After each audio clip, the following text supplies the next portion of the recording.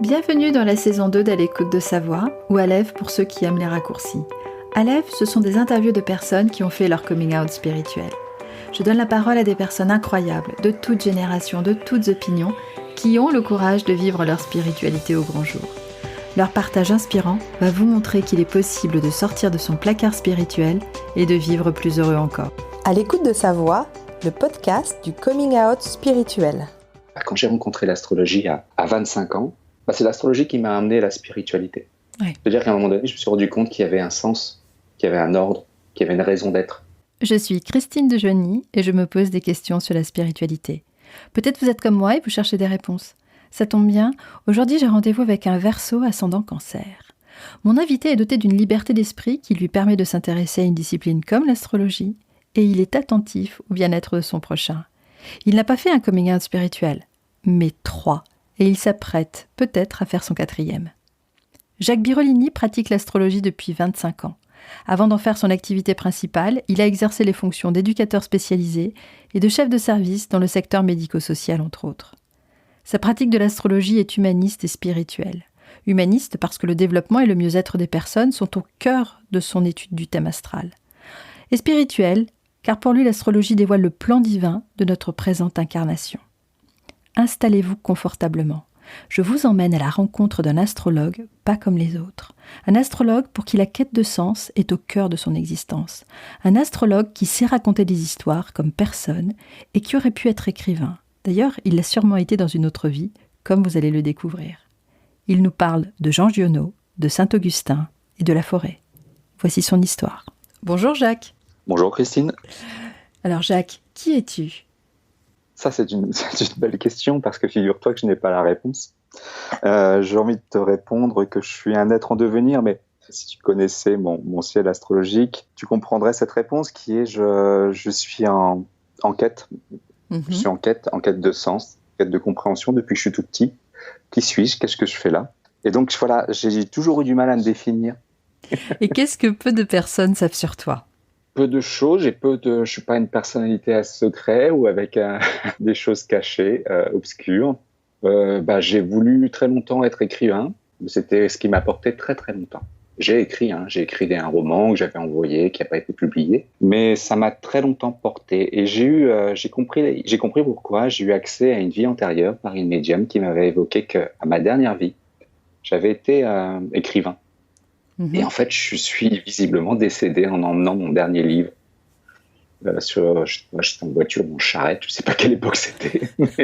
mais voilà, je suis décédé en emmenant mon dernier livre. Et j'ai toujours rêvé, et je le rêve encore, d'être dans ma bulle, un peu comme Jean Giono, que j'aime beaucoup, dans une maison en pleine campagne, avec une fenêtre qui donne sur la vallée, et passer mes journées à écrire. C'était quelque chose qui m'a longtemps porté. J'écris dans le cadre de mon activité d'astrologue et j'adore écrire, vraiment, toujours. C'est mon mode de création, c'est mon mode d'expression principal. Quelle est ta toute première pensée au réveil ? La toute première, c'est allez, on y retourne. C'est pas forcément pessimiste. On est dans une parenthèse, quoi. Il faut jouer le jeu pendant un temps encore. Je dois continuer cette vie. Mais c'est pas pessimiste. Je suis pas quelqu'un de pessimiste du tout, mais c'est une aventure et on y va. Je sais que je ne suis pas d'ici. Donc quand je me lève le matin, c'est tiens, je suis encore là. Il y a des périodes comme ça dans ma vie où il y a eu des moments très durs. Tu sais, quand tu as un décès ou quand tu vis, bien sûr. Tu vis des choses lourdes, tu dors. Et tu te réveilles le matin, tu as un temps où tu es encore dans le rêve, où tu es bien, et puis d'un coup, bing, la réalité te revient en pleine face, tu vois. C'est en disant, ok, c'est vrai, voilà où j'en suis aujourd'hui, voilà ce qui se passe dans ma vie. Et c'est à peu près cette idée-là. Mais chaque jour, c'est l'idée, tiens, je suis en fait en vie, je suis incarné. Donc, on y va. Mais c'est pas négatif, encore une fois. Et justement, tu disais juste à l'instant, je ne suis pas d'ici, et peut-être c'est un lien avec ce qu'on va développer là à l'instant, c'est qu'est-ce que la spiritualité pour toi ? Ouais, tout à fait. C'est la spiritualité pour moi, c'est un cheminement. Ça peut paraître bateau ce mot cheminement, mais c'est ça. Pour me reconnecter à ce que j'estime être mon essence, puisque par définition, moi, je suis un être spirituel qui est venu vivre une expérience matérielle. Encore une phrase cliché, Mais c'est vraiment comme ça que je me définis. Et ma spiritualité, c'est ce parcours, c'est ce retour, on va dire, à la source, ce retour à moi-même, et ce qui va me permettre d'accéder au meilleur de moi. Tu vois. Ouais. Et puis la spiritualité, dans le concret, dans la vie de tous les jours, ouais, c'est aimer, quoi. C'est faire du bien, c'est être c'est être satisfait de ce qu'on fait. Tu sais, j'ai été aussi, parmi qui je suis, éducateur. Et j'avais conscience, quand j'étais éducateur, que je faisais pas qu'un métier, que c'était au-delà d'un métier, que je faisais des actes spirituels chaque jour, aider des gens à vivre quand ils ont des handicaps très lourds. Et la spiritualité, pour moi, c'était ça aussi. C'est que j'allie dans mon cheminement personnel, mon développement personnel, ça c'est une chose, c'est ma spiritualité, mais c'est aussi mes actes de tous les jours. C'est ce que je fais, c'est ce que j'améliore chaque jour, c'est ce que je vais embellir, c'est le positif, l'amour que je donne. Il y a deux plans en fait, le plan dans l'action et le plan dans le développement de soi. Et la spiritualité, telle que tu viens de la décrire, quelle place elle a dans ta vie ? C'est essentiel. Comme je te disais tout à l'heure, je suis en quête.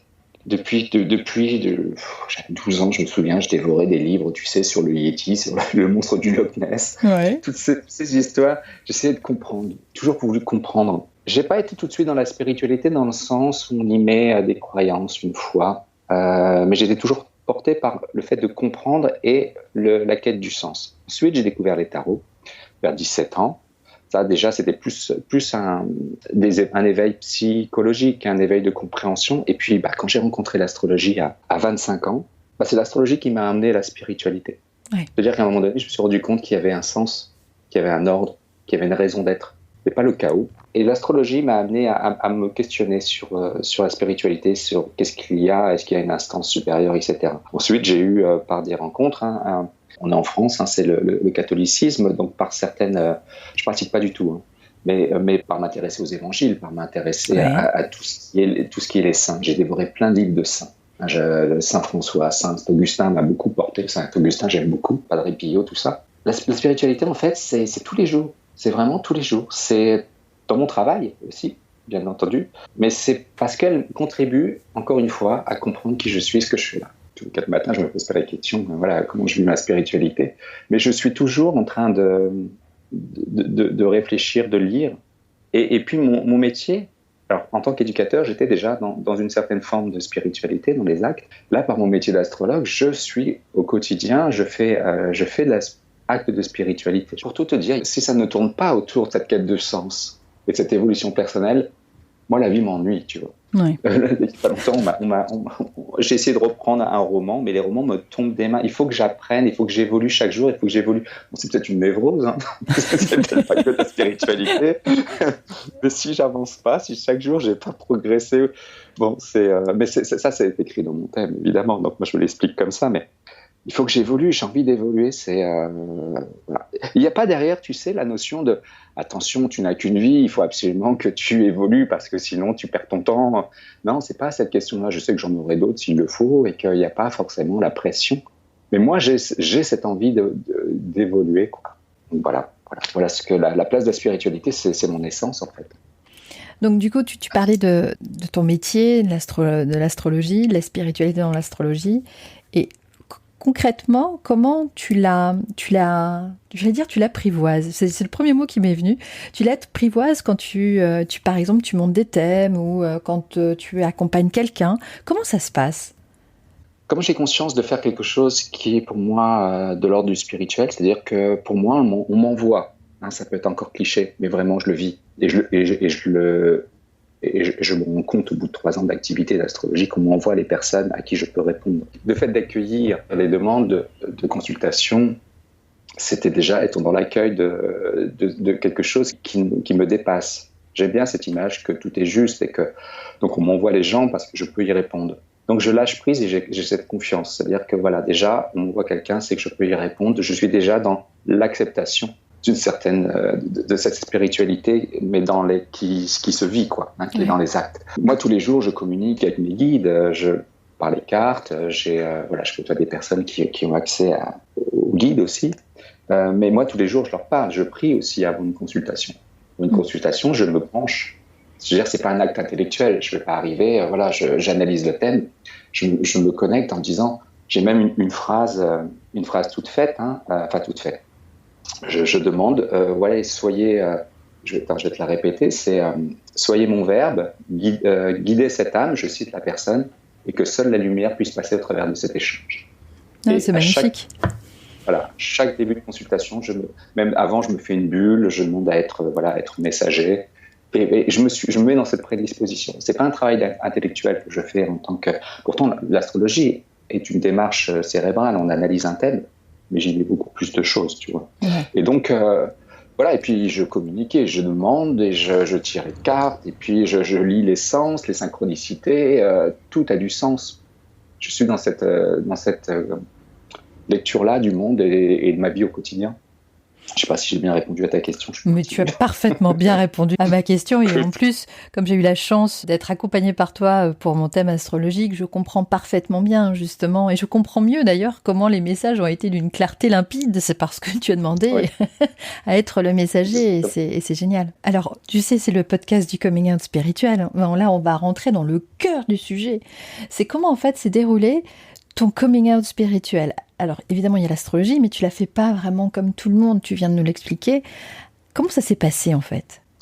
Ah oui, alors, je pourrais te parler peut-être de 3 coming out, finalement, parce qu'il y a déjà, à 25 ans, la découverte de l'astrologie qui te change la vie. Il y a un avant, un après, parce que tu vois le monde autrement, tu perds une certaine naïveté, une innocence, parce que avec l'astrologie, il y a cette idée, tiens, mais c'est écrit, tiens, il y a une fatalité, et là tu te le prends en pleine tête, t'as pas envie, non, je suis pas d'accord, mais bon, après, je suis toujours pas d'accord, et j'ai des réponses à ça, il y a le libre arbitre évidemment, mais il y a quand même des rendez-vous qu'on doit traverser. Donc ça te change une vie déjà, donc, et puis les gens te voient changer, puis tu as un autre discours, tu fais le thème à tous les gens qui croisent ta route, tiens, viens par ici, je vais te faire ton thème, toi, mais j'ai pas envie, ici, viens là. Bon, il y a déjà ça, et ensuite, après, bon, j'y suis pas allé tout de suite en tant que professionnel. Donc après, je suis allé dans le social. J'ai mis du temps à accepter que je pouvais, en fait, finalement, c'est revenu l'astrologie au bout de 16 ans. Licenciement économique, c'est peut-être le moment, Jacques, de te mettre à ton compte en tant qu'astrologue. Donc là, ça a été un coming out, aussi un deuxième coming out, mais parce que professionnellement, j'ai officialiser le fait que j'étais astrologue. Et là, il y a des gens qui découvraient parce que j'en parlais pas dans ma profession. J'étais chef de service socio-éducatif, j'étais éducateur, j'en parlais pas forcément. C'est déstabilisant. À un moment donné, c'est plus facile de dire tu es chef de service. Voilà, je suis cadre, je suis chef de service, que de dire je suis astrologue. Par exemple, la question se pose encore sur les papiers que j'ai remplis à ma fille qui rentre au collège. Qu'est-ce que tu mets, ton profession du père? Bon, je vais mettre profession libérale parce que j'ai pas envie qu'elle reçoive les a priori de quelqu'un, elle ne saura pas se défendre. Mais tu vois, la question se pose encore. Et puis le troisième coming out, ça c'est intéressant et ça rejoint le fond de ta question, c'est que je préparais mes thèmes astrologiques avant, on était dans une démarche intellectuelle. Je préparais les thèmes pendant 1 heure avant la consultation. Et un jour, je fais la consultation d'une personne qui est devenue une amie, qui était médium, je ne le savais pas, et je me trompe dans la date. Je commence à dire, bon, vous êtes né, alors je dis n'importe quoi, le 22 février 68. Non. Ah bon? Là, je me rends compte que tout le travail que j'avais fait n'avait servi à rien. Donc, je ressors, je fais, vous inquiétez pas, je me démonte pas parce que je sais, je connais mon sujet. Donc, j'ai sorti mon ordinateur, j'ai monté son thème et j'ai improvisé. J'ai été obligé de mettre toutes mes notes de côté et d'y aller à la pro. Et à la fin, elle sourit, elle fait, bon, je vous ai pas interrompu parce que depuis tout à l'heure, j'entends quelqu'un qui me dit, et elle me cite le nom d'un oncle, qui me dit, il vous a fait un croche-pied, parce qu'en fait, là-haut, ils ne veulent plus que vous prépariez des thèmes. Ils veulent que vous y alliez comme ça, spontanément. Et en fait, pour moi, c'est aussi un autre coming out. C'est-à-dire qu'à un moment donné, ça y est, je ne suis plus un astrologue tel qu'on l'entend, mais je suis aussi quelqu'un qui peut recevoir des informations autrement. Je ne vais pas dire le mot médium parce que c'est un mot qui est un peu galvaudé, mais je vais maintenant utiliser l'outil astrologique à ma façon. Et je suis encore dans ce travail d'évolution. Et j'en ai encore d'autres. Là, par exemple, mon prochain coming out, ça serait de sortir les cartes dans mes consultations. Ah, j'ai hâte. Il y a toujours. Il y a toujours. Moi, il m'est arrivé de le faire, mais je ne sais pas, je bloque encore là-dessus. Cette spiritualité et donc du coup tes coming out, comment est-elle vécue par ton entourage aujourd'hui? Alors, bon, ma famille, bon, j'ai pas de problème, hein, ça a toujours bien été accueilli dans ma famille. Et puis je suis Verseau, donc je suis celui qui est décalé, mais qui en même temps derrière a du répondant, pas perché. J'ai une assise intellectuelle et dans les faits. Après, dans ma belle famille, tu vois, ils savaient que je faisais de l'astrologie, mais ils étaient très rassurés que je sois chef de service et que je sois cadre. Et puis quand je suis revenu à l'astrologie, bon, ça a piqué un peu, mais comme ils voient que je me débrouille bien, que quand je fais les choses, je les fais vraiment avec sérieux. Du coup, ça passe. Parce que derrière, il y a un personnage qui est pas loufoque, qui est pas fantasque. Donc en fait, c'est bien accueilli de partout. Et puis même après, ça libère. Hein, quand on s'ouvre, quand soi-même on parle de soi, de ce qu'on fait, donc on fait son coming out, en face, les gens, ils s'ouvrent aussi. Et tu découvres que moi j'ai tel talent, moi tu m'intéresses à ça. Et du coup ça génère d'autres rapports beaucoup plus riches. Et puis moi j'ai un défaut du coup j'ai une qualité qui est un défaut aussi, c'est que j'aime pas parler pour ne rien dire. Je suis plutôt un taiseux. J'aime bien les relations duelles et d'aller à l'essentiel. J'aime bien les tête-à-tête. J'aime bien quand je parle avec une personne, c'est directement aller à l'essence de ce qu'elle est. Moi, là-dedans, je suis pas un scorpion, je vais pas lui faire une psychanalyse de comptoir, mais j'aime bien qu'on soit dans le vrai quand on parle. J'aime bien qu'on soit en face de moi, je me fous de qui tu es. Je me moque de ta profession. Je veux parler à ton âme, qui tu es. C'est ce que je fais en astro, hein, mais je le fais aussi dans la vie réelle. Et donc ça, les gens, ils s'habituent. Sinon, si tu me parles de politique, enfin de football, tout ça, tu risques de me perdre. mais voilà, j'ai un peu les gens sont habitués aussi à ça, donc c'est pas étonnant pour eux. Et puis la plupart font appel à moi, donc voilà, ils savent ce que je fais du coup. Ceux qui ne le savent pas, ce que je fais pas de prosélytisme, je ne force jamais. Comme je te l'ai dit, quand j'étais éducateur, j'en parlais pas. Je suis pas là pour vendre l'astrologie. Si la personne accueille, si elle me pose des questions, j'en parle. Sinon, j'en parle pas. Donc, mais bon, ils doivent se dire, mais il est bizarre quand même. S'ils savent pas ce que je fais, ça doit paraître bizarre. Quelles sont les peurs que tu as su dépasser? Alors, il y en a plusieurs. Il y a la légitimité. Est-ce que je suis légitime en tant qu'astrologue? Et ça m'a empêché de faire de l'astrologie pendant au moins une dizaine d'années, hein. Voire même plus. J'ai commencé en 95 et que c'est seulement en 2017 que je me suis mis à mon compte. Ça veut dire quoi, légitimité? C'est-à-dire que l'astrologie est quelque chose de tellement pointu et qui est en devenir qu'on n'aura jamais fini d'apprendre. Moi, je voulais faire de l'astrologie qu'une fois atteint le top. Mais c'est impossible parce que je suis très exigeant. Et donc, à un moment donné, là, j'ai eu le déclic en disant, écoute, Jacques, déjà ce que tu sais peut être utile. Donc, tu vas pas priver les autres de ce que tu sais. Tu continueras d'évoluer et tu vas pas attendre d'être au top parce que je ne serai peut-être jamais. Donc, tu vas pas attendre pour être astrologue. Déjà, j'ai dépassé ça comme ça. Ensuite, c'était la peur aussi d'échouer au niveau de l'entreprise. Hein. Dans mon histoire, j'ai un parcours. Mon père, là, j'ai eu les huissiers chez moi très souvent. Donc, l'idée de me déclarer à l'URSSAF, ça a été quelque chose assez flippant pour moi. Ça a été aussi de donner une valeur à mon travail. Et ça, c'est marrant, c'est en amont, ça s'est fait. Avant que je me mette à mon compte. C'est quand j'ai été chef de service, j'ai géré, entre autres, un service d'aide à domicile. Et un service d'aide à domicile, donc, tu fais intervenir des salariés au domicile des personnes en situation de dépendance, personnes âgées ou handicapées. Et j'ai appris à négocier l'handicap ou la souffrance. C'est-à-dire que la personne pouvait, je donne un exemple comme ça, pouvait avoir besoin d'une aide d'1 heure le matin, une heure le midi et 1 heure le soir. Et quand je commençais à faire les devis, les gens en face, la famille souvent, et légitimement, et à juste titre, je ne juge pas, me disaient, là, c'est un peu juste au niveau budget. Donc, en fait, vous allez venir 1 heure le matin, une demi-heure le midi, 3/4 d'heure le soir. Donc, j'ai appris à négocier les quarts d'heure, tu vois. Ouais. J'ai appris à négocier l'aide. Parce que des fois, c'était vraiment la personne, elle avait besoin de nous pour manger, pour se lever. Donc. Et j'ai appris à négocier ça. Donc, du coup, ça m'a détaché de la culpabilité. De te dire, tiens, du coup, en astrologie, j'ai pu parler argent et parler de la valeur et donner une valeur à mon travail. Aujourd'hui, on me dit, beaucoup de gens me disent, mais t'es en dessous, quoi. T'es vraiment en dessous. Mais en même temps, c'est une volonté, j'ai envie d'être accessible. J'ai pas envie d'avoir des tarifs comme à Paris avec faire le STEM à 120 euros, quoi. J'ai envie d'être accessible aussi. Voilà mes peurs principales. Est-ce qu'il y en a encore qui te bloquent? Oui. Ouais, là, parce que là, la question se pose actuellement, c'est tiens, j'ai envie de rebondir, faire autrement. Hein, j'ai beaucoup écrit sur mon site et j'ai envie de passer la vitesse supérieure. Passer la vitesse supérieure, ça voudrait dire être un peu plus visible, faire des vidéos. Et l'idée de me montrer encore à plus grand nombre, tu vois, j'avance doucement.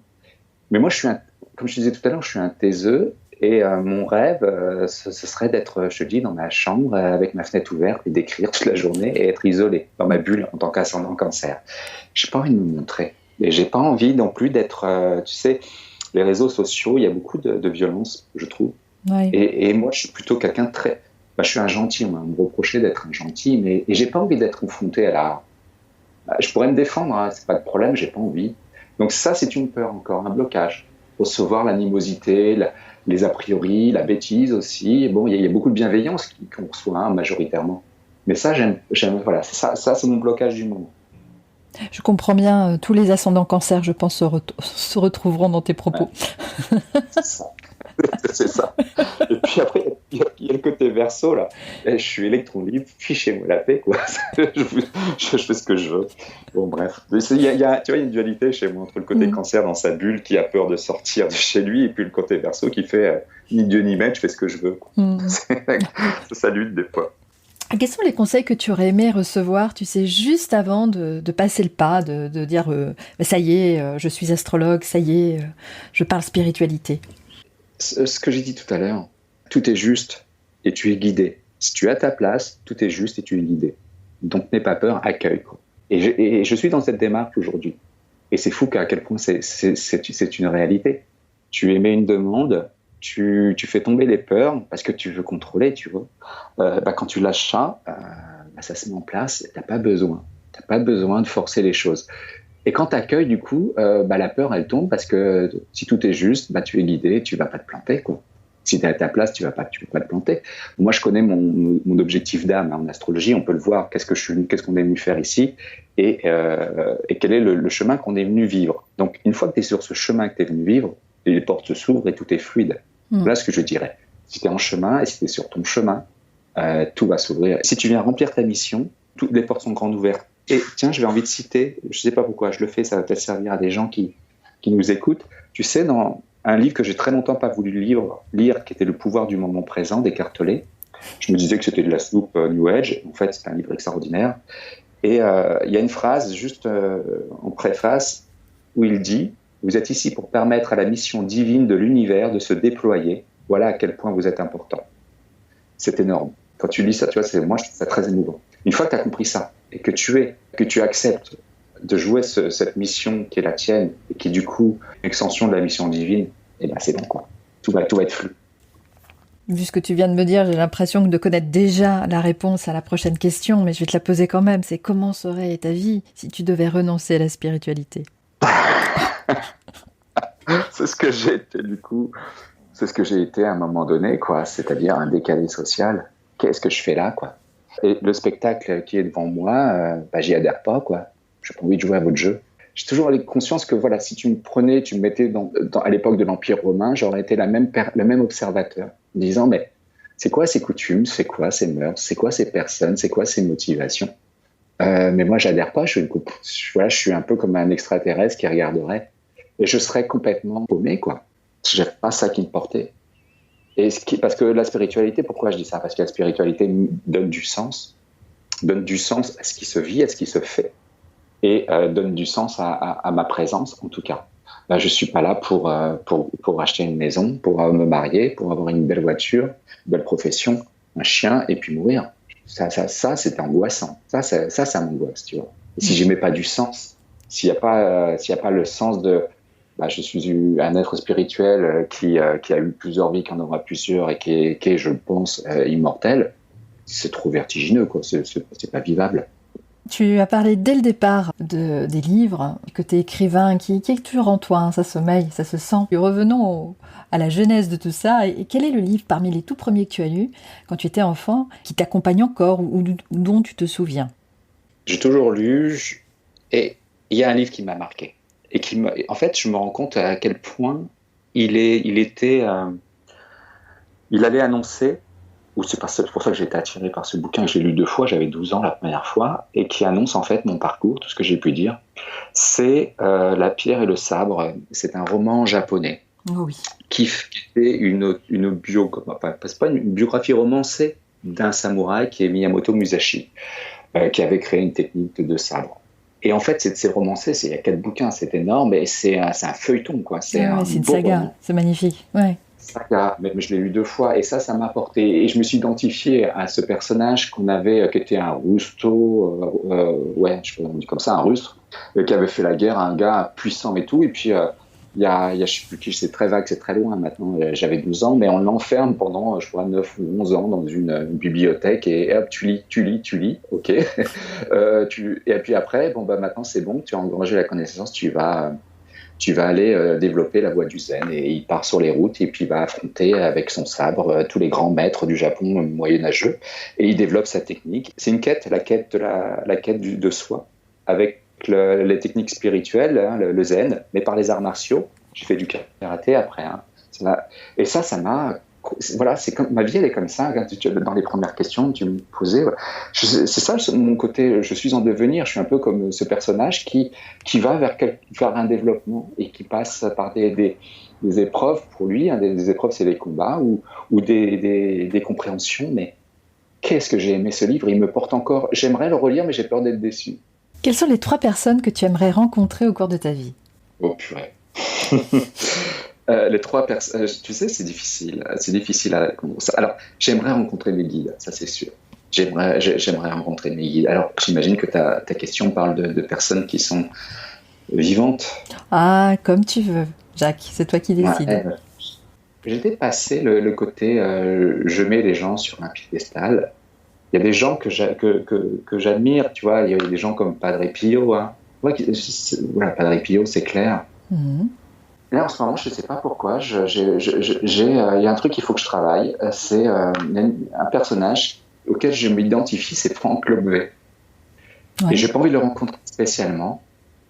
En fait, je pense qu'il y a une projection qui vit quelque chose que j'aimerais atteindre. Tu vois, quand je te parlais à un moment donné, mon prochain coming out, c'est de sortir les cartes. En fait, mon prochain coming out, c'est quoi ? C'est de montrer un peu plus qui je suis. C'est-à-dire que là, les gens me voient comme un astrologue. J'ai l'étiquette d'astrologue, mais je suis bien plus que ça. Et lui, je trouve qu'il il met les cartes, il met toutes les cartes sur table. Quoi. Voilà qui je suis, il n'y a pas de filtre. Ouais. Et il montre, il y va. Quoi. Et du coup, sa pertinence est incroyable. Voilà, c'est marrant. En ce moment, c'est ce personnage mais j'ai pas envie de le rencontrer parce qu'il ne va rien m'apporter, parce que c'est une projection. Mmh. Tout à fait. Après, voilà. Si tu avais le pouvoir d'offrir 3 dons à un enfant qui vient de naître, lesquels tu lui donnerais ? C'est ce que j'essaie de donner à mes enfants. Hein. La confiance en soi. Toujours cette idée, voilà, tu es venu pour être toi, donc vas-y, c'est ouvert, là, tout est ouvert, quoi. Dans les faits, c'est moins facile. Hein. Tes enfants, ils ont des blocages et tu essaies de les aider. La foi, mais pas la foi religieuse, hein, la foi en quelque chose de tout ce que j'ai dit tout à l'heure. Hein, nous sommes des êtres spirituels, il se passe autre chose après et tu vas réussir, quoi, cette foi-là. Et puis l'amour dans le sens où pour moi c'est l'énergie ultime, l'énergie principale, c'est l'énergie spirituelle. C'est tu donnes, tu aimes et tu reçois en retour. Tu donnes pas pour recevoir, bien évidemment. Et c'est une énergie qui t'ouvre toutes les portes, qui t'allège tout. Quoi. Ça comprend tout. Donc voilà, c'est les 3 choses. Et c'est ce que je fais, hein, d'ailleurs. Mmh. Moi, j'ai une fille. Mon fils, c'est pas qu'il est pas réceptif, mais lui, il est très perché. Et je pense qu'il va développer des trucs, mais intellectuellement, il est pas réceptif. Ma fille, depuis toute petite, très tôt, on parle de la vie après la mort, on parle des anges, on parle de l'astrologie et tout. Et elle est super zen par rapport à ça. Et ça contribue à cette foi, à cette confiance en soi, quoi. Mmh. Mais bon. Voilà, elle est en devenir aussi, hein, donc ils devront découvrir par eux-mêmes. Mais je vais les aider. Ça, c'est sûr. Quel est le métier que tu rêvais de faire en enfant ? Alors encore une fois, c'est fou parce que j'arrivais pas à répondre à cette question. Je ne comprenais pas qu'on me demande d'être autre chose que moi-même. Et je le disais, hein. Des fois, il m'arrivait de répondre au collège, moi-même. Ouais. Qu'est-ce que tu fais de plus tard? Moi-même. Et c'est pas de la... C'est vraiment ça, tu vois. J'avais 14 ans et je répondais, moi, je ne comprenais pas. L'idée d'être quelque chose, tu seras avocat ou tu seras médecin, mais ça n'avait pas de sens déjà. Je l'intellectualisais pas, hein. Mais ça me choquait, ça m'agressait. Ça n'a pas de sens. Qu'est-ce que je sois d'autre chose que moi-même? Mais comme je savais pas ce que je voulais être, en plus, qu'est-ce que tu veux être? Mais je sais pas. Forcément, aujourd'hui, je suis astrologue et j'allais pas dire ça. Mais l'astrologue, c'est pas un état, c'est un outil pour moi, l'astrologie. Oui, tout à fait. Je suis toujours ça qui est tu. Je ne suis pas astrologue, je suis pas. Même quand j'étais éducateur spécialisé, je disais bien, je suis pas éducateur spécialisé, je suis Jacques, qui a des outils qu'il a acquis avec sa formation d'éducateur. Je suis bien plus que ça, quoi. Je ne peux pas me réduire. Voilà, on revient à la même chose. Donc je ne peux pas.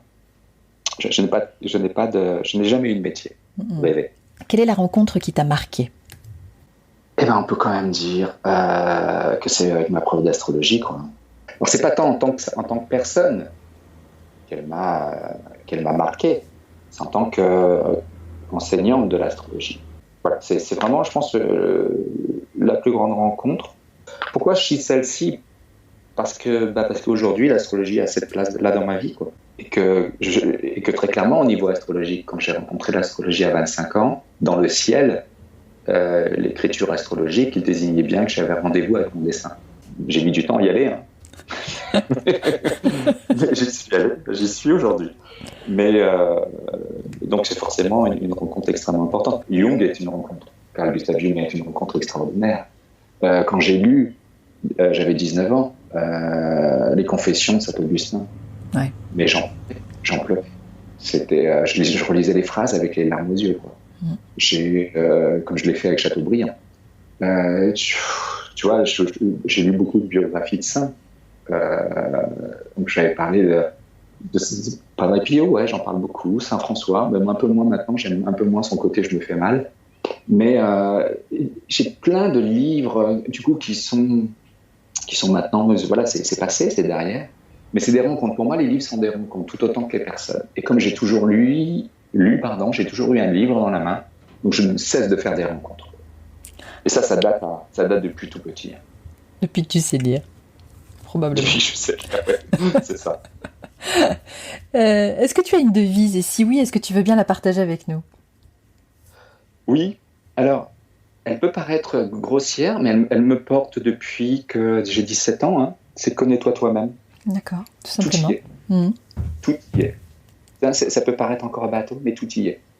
C'est encore dans cette quête. Voilà. Si tu te connais, tu es plus libre après et tu peux réagir aux événements. Tu comprends mieux la façon dont tu réagis aux événements, ce qui se passe dans ta vie. Et puis, qui dit connais-toi toi-même, c'est aussi connaître ton environnement et la façon dont tu réagis à l'environnement. Alors attention, ce n'est pas une vérité que je lance, parce qu'en astrologie, quand je fais des thèmes, il y a des gens qui sont venus expérimenter la matière, qui sont venus expérimenter la réussite sociale, d'autres qui sont venus expérimenter seulement la vie de famille. Attention, on a chacun un objectif de vie. Le mien, c'est celui-là. Je précise bien.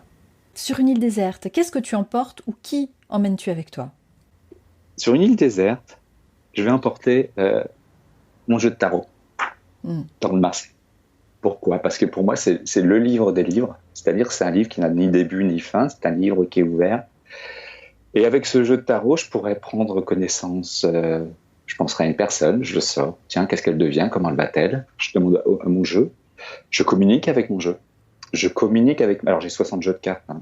Avec mes jeux, je communique avec mes guides. Je n'ai pas encore la chance de pouvoir les entendre. Même si on essaie de... Des fois, j'ai les oreilles qui sifflent. Je pense qu'on essaie de me dire, allez, tu débouches un peu les oreilles, là, s'il te plaît. Pour le moment, j'ai encore besoin de mes cartes.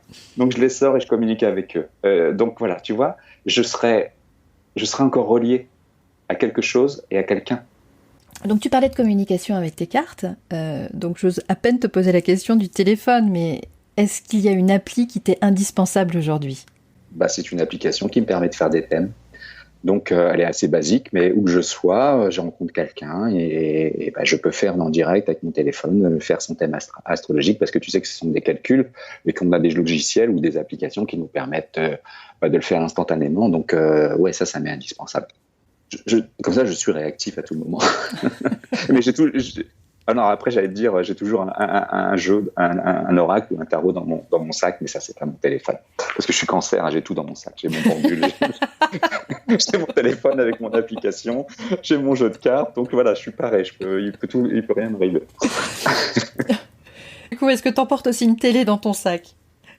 Est-ce que tu es télé ? Non, pas télé. Non. Mais est-ce qu'il y a quand même... Quel est l'endroit qui te ressemble sur Terre ?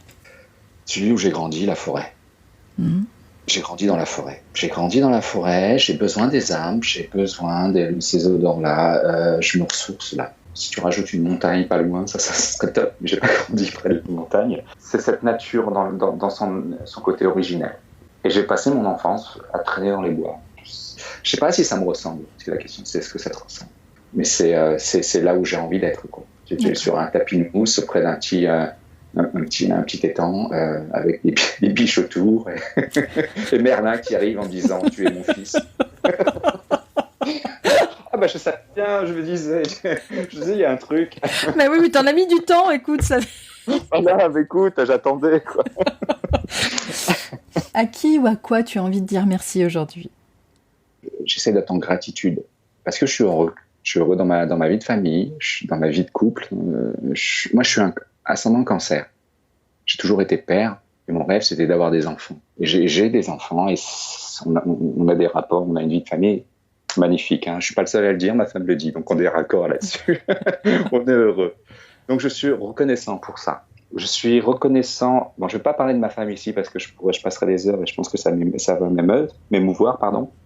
Mais elle, je suis très reconnaissante. Parce que l'extraterrestre que j'étais, elle lui a permis, parce qu'elle est vierge, ascendant vierge, elle est signe de terre, et elle m'a ancré.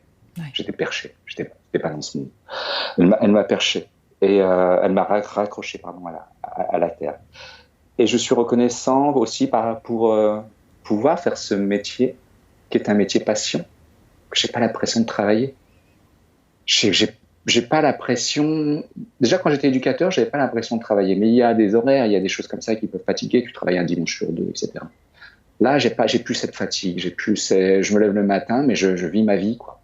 Tu vois, il y a plus de dissociation entre le professionnel et le personnel. Même si déjà, c'était bien estompé. Donc, je suis heureux pour ça et je suis reconnaissant pour ça, quoi. Et je suis serein. Je suis serein par rapport à... J'ai des projets, j'ai envie de réaliser des choses. J'ai vraiment envie d'avancer. Je suis dans une perpétuelle évolution. Je peux mourir demain, quoi. Je suis zen, quoi. Je suis heureux. Tu vois, j'aspire pas à plus, quoi. Je suis bien.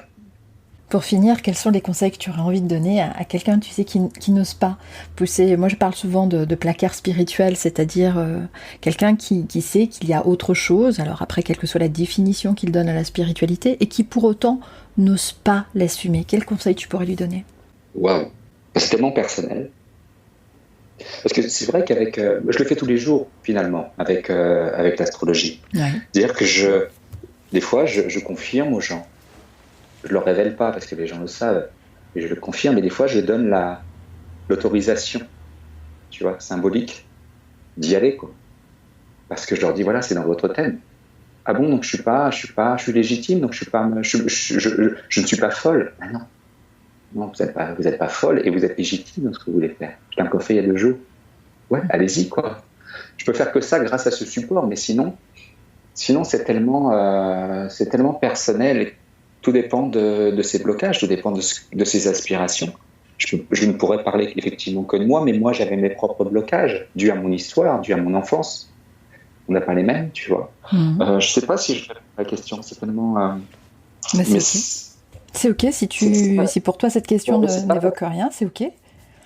Ouais, non, c'est vrai que j'ai besoin de l'outil astrologique pour voir justement où ça bloque chez eux et pour leur dire voilà. Là, ça bloque ici. Je pense que c'est à ce niveau-là qu'il faut travailler parce que et donc c'est beaucoup plus concret. Ok, en tout cas, Jacques, je te remercie d'avoir accepté de partager ton histoire sur le podcast et je te dis à très très bientôt. J'ai passé un très bon moment, donc je te remercie aussi. À bientôt. Voilà, Aleph, c'est fini pour aujourd'hui. Pour retrouver toutes les informations et les coordonnées de mon invité, rendez-vous sur le site internet alécoutedesavoix.fr. Et voix, c'est VOIE. Vous trouverez aussi toutes les ressources mentionnées dans cet épisode. J'espère que vous avez aimé ce que vous avez écouté. Si c'est le cas, vous pouvez soutenir le podcast en mettant un maximum d'étoiles sur Apple Podcast afin de faire grimper la visibilité d'À l'écoute de sa voix. C'est de cette manière que vous pouvez aider concrètement le podcast à monter dans le classement. Votre soutien est important, je compte sur vous. Parlez-en autour de vous, abonnez-vous sur votre appli de podcast préféré et même sur YouTube. Si vous souhaitez aller encore plus loin et accéder à ce que j'envoie aux membres de la communauté Alève, vous pouvez vous abonner gratuitement sur àlécoutedesavoix.fr.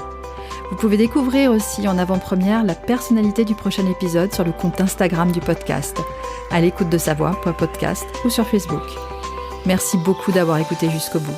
Le podcast revient dans 2 semaines. D'ici là, prenez soin de vous.